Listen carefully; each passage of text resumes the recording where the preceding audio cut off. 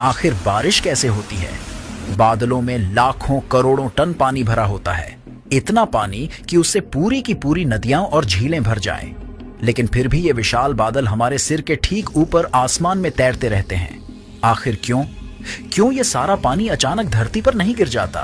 कैसे हवा इतनी भारी चीज को अपने ऊपर उठाए रखती है?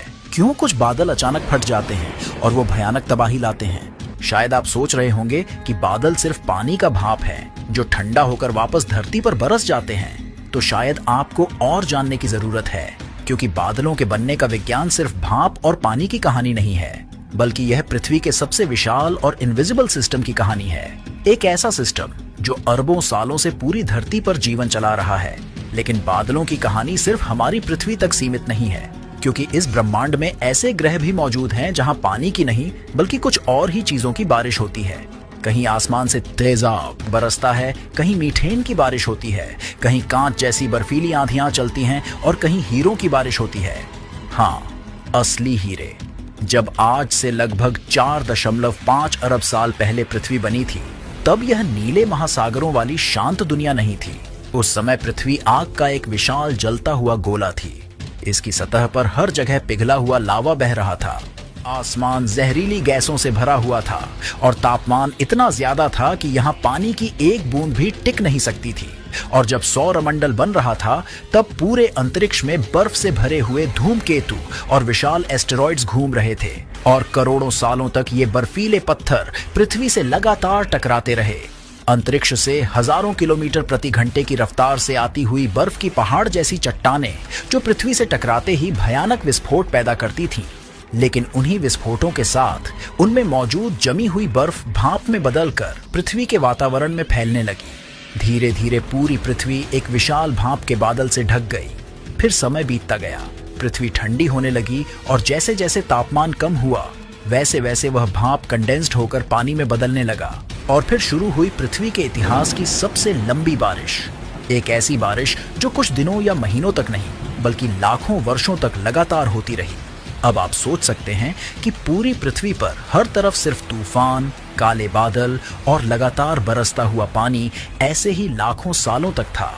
फिर यही बारिश धीरे धीरे पृथ्वी के गड्ढों में भरने लगी और फिर उन्हीं गड्ढों ने महासागरों का रूप ले लिया। यानी आज पृथ्वी पर मौजूद हर महासागर कभी अंतरिक्ष में तैरता हुआ बर्फ का हिस्सा था। अब धरती पर पानी कैसे आया, ये तो आप जान ही गए होंगे। तो चलिए बारिश का चक्र समझ लेते हैं। दोस्तों, सूरज ही एक ऐसा कैरेक्टर है जो पृथ्वी पर मौजूद हर बारिश, हर नदी और हर बादल के पीछे की असली ताकत है। क्योंकि अगर सूरज की गर्मी ना होती तो पृथ्वी का पूरा पानी हमेशा महासागरों में ही बंद रह जाता।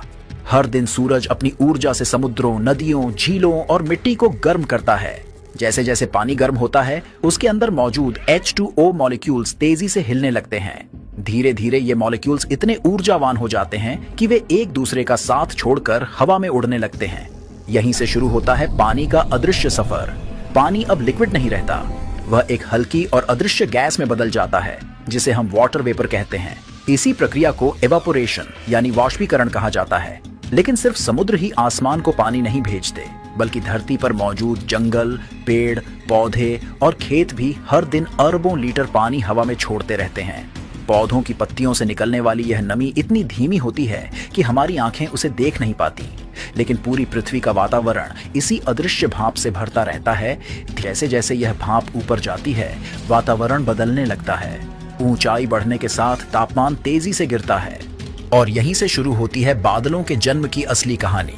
जैसे जैसे यह जलवाष्प आसमान की ऊंचाइयों तक पहुंचती है, वैसे वैसे उसके आसपास की हवा ठंडी होने लगती है।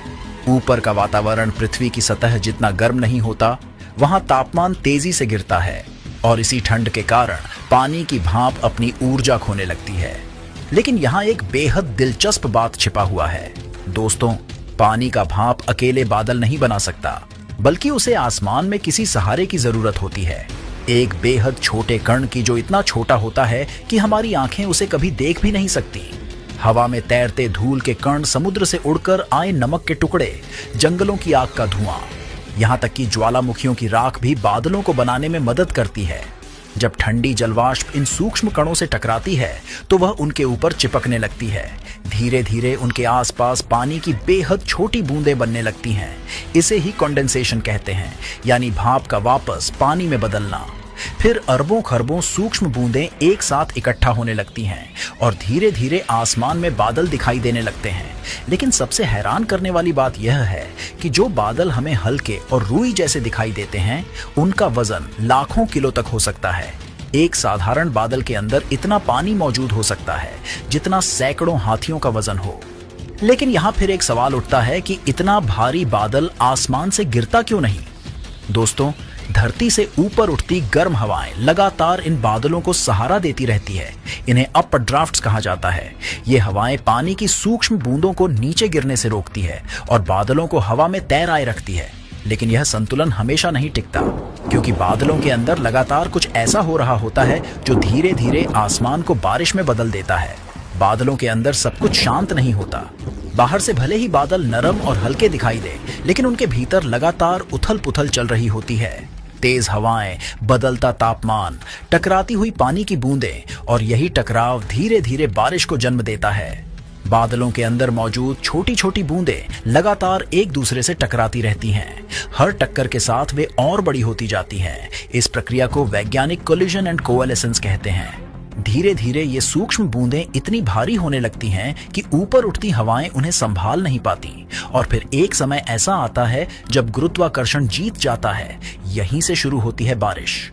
आपने बादलों को देखा होगा कि कुछ बादल बिल्कुल सफेद होते हैं, जबकि कुछ बादल इतने काले हो जाते हैं कि दिन में भी रात जैसा अंधेरा छा जाता है।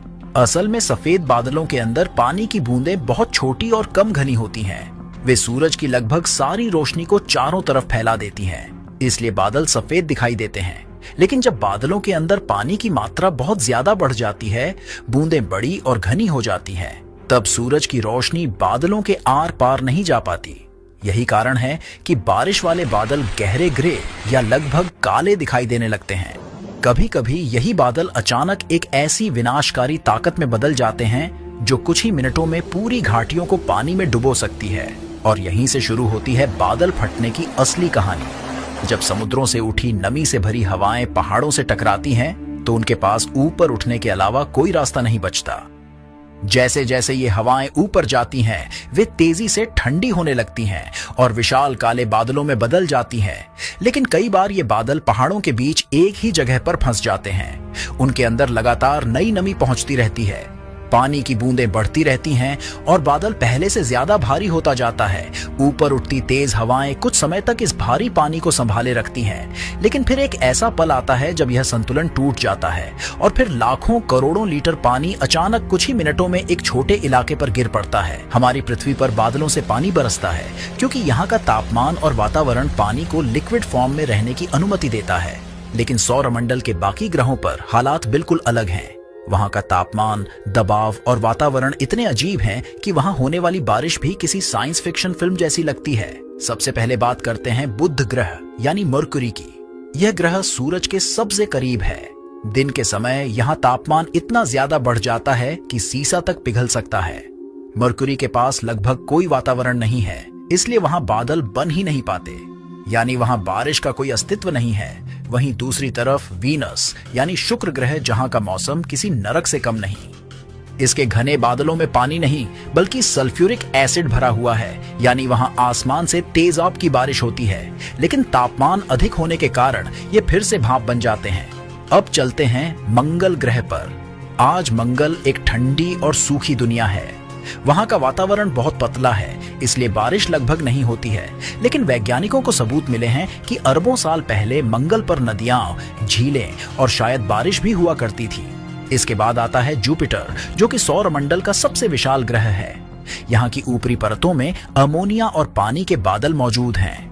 जुपिटर पर होने वाले तूफान इतने विशाल हैं कि उनमें पूरी पृथ्वी समा सकती है। वहां बारिश होती तो है, लेकिन नीचे जाते जाते अत्यधिक दबाव और तापमान की वजह से पानी एक अजीब मेटालिक लिक्विड में बदलने लगता है। सैटर्न पर भी जुपिटर जैसे ही अमोनिया और बर्फीले बादल मौजूद हैं, लेकिन इसकी सबसे रहस्यमयी चीज है इसका हेक्सागन स्टॉर्म, जो कि एक विशाल तूफान है जो दशकों से लगातार घूम रहा है। वहां भी बारिश का स्वरूप पृथ्वी जैसा नहीं है। अब आते हैं यूरेनस और नेपच्यून पर। जहां बारिश का कॉन्सेप्ट सबसे ज्यादा रहस्यमयी हो जाता है, इन ग्रहों के वातावरण में मीथेन गैस मौजूद है, इसलिए ये नीले दिखाई देते हैं। लेकिन इनके अंदर का दबाव इतना ज्यादा है कि कार्बन एटम्स टूटकर कंप्रेस होने लगते हैं और वैज्ञानिकों के अनुसार वहीं गहराइयों में असली डायमंड्स बनने लगते हैं। यानी वहां आसमान से हीरों की बारिश हो सकती है। सोचिए, अगर आप वहां 1 मिनट के लिए जा सको तो कितना बटोर कर लाओगे। हजारों सालों तक इंसान बारिश को सिर्फ प्रकृति का चमत्कार मानता रहा, लेकिन जैसे जैसे विज्ञान आगे बढ़ा, इंसान ने आसमान को भी कंट्रोल करने की कोशिश शुरू कर दी। यहीं से जन्म हुआ क्लाउड सीडिंग का, एक ऐसी तकनीक जिसमें इंसान खुद बादलों को बारिश करने पर मजबूर करता है। लेकिन बारिश के समय बिजली कैसे चमकती है? दोस्तों, तेज हवाएं पानी की बूंदों और बर्फ के टुकड़ों को बार बार ऊपर नीचे फेंकती रहती हैं। इसी दौरान ये कण आपस में टकराते हैं और धीरे धीरे इलेक्ट्रिक चार्जेस पैदा होने लगते हैं। कुछ हिस्सों में पॉजिटिव चार्ज जमा होने लगता है और कुछ हिस्सों में नेगेटिव चार्ज। धीरे धीरे बादल के अंदर ऊर्जा इतनी ज्यादा बढ़ जाती है कि हवा भी उसे रोक नहीं पाती और फिर एक ही पल में आसमान के अंदर करोड़ों वोल्ट की बिजली चमक उठती है। यही विस्फोटक कंपन थंडर यानी गरज की आवाज पैदा करता है। चलिए देख लेते हैं कि आखिर मानसून पूरे भारत में पहुंचता कैसे है। दोस्तों, गर्मियों के दौरान सूरज की तेज गर्मी से भारत की जमीन तेजी से गर्म होने लगती है, लेकिन समुद्र जमीन की तुलना में धीरे गर्म होता है। इसी वजह से जमीन के ऊपर लो प्रेशर बनने लगता है। अब समुद्र के ऊपर मौजूद ठंडी और नमी से भरी हवाएं इस लो प्रेशर को भरने के लिए भारत की तरफ बढ़ने लगती है। यही हवाएं अरब सागर और बंगाल की खाड़ी से भारी मात्रा में नमी लेकर आती है। लेकिन असली खेल तब शुरू होता है जब ये हवाएं हिमालय से टकराती हैं। हिमालय इन हवाओं को आगे बढ़ने से रोक देता है, इसलिए नमी से भरी हवाएं ऊपर उठने लगती हैं। ऊपर जाते ही तापमान गिरता है, बादल बनते हैं और फिर शुरू होती है मानसूनी बारिश। लेकिन अगर यही मानसून कमजोर पड़ जाए तो सूखा, पानी की कमी और अकाल जैसी समस्याएं शुरू हो सकती हैं। पृथ्वी पर कुछ जगहें ऐसी हैं जहां आसमान लगभग हर दिन बरसता है, जबकि कुछ जगहें ऐसी भी हैं जहां बारिश वर्षों तक नहीं होती। भारत के मेघालय में मौजूद मासिनराम दुनिया की सबसे ज्यादा बारिश वाली जगह मानी जाती है। यहाँ साल भर नमी से भरे बादल पहाड़ों से टकराते रहते हैं, जिसकी वजह से इतनी ज्यादा बारिश होती है कि कई बार पूरा इलाका बादलों के अंदर छिप जाता है। दक्षिण अमेरिका का अटाकामा डेजर्ट, जो कि पृथ्वी की सबसे सूखी जगहों में से एक है, यहाँ कुछ इलाकों में दशकों तक बारिश नहीं होती। जमीन इतनी सूखी है कि वैज्ञानिक इसे मंगल ग्रह जैसी परिस्थितियों का अध्ययन करने के लिए इस्तेमाल करते हैं।